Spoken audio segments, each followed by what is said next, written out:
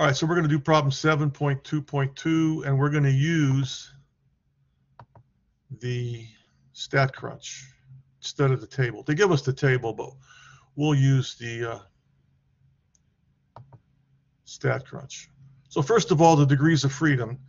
The degrees of freedom is n minus 1. So if you see n up here is 50, then just subtract 1. So the degrees of freedom is 49. We'll discuss that shortly. Next, they want the critical t value, which is what we use to calculate the error from the center. The center is x bar. We go plus or minus, and it all depends on alpha and n. And since we don't know sigma, we have to use the t. So open up StatCrunch down here,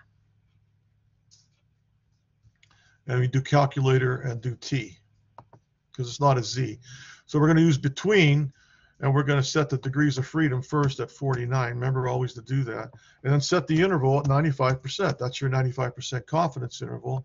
And on the t distribution, those are your endpoints. Those are your critical numbers that define a 95% confidence interval on the t-axis. So you see they're opposites. But the symbol t alpha over 2 represents the positive one. So to 2 decimal places, it's 2.01. And then I want to discuss what this degrees of freedom is. Well, it's the number of variables that can vary after certain restrictions. So what's the restriction? The restriction is x bar. And once we have set x bar, we can only vary 49 of the data points, because the 50th one is determined, because that has to give me the right number to get x bar. It's already restricted. So it's C. 49 is the number that can vary.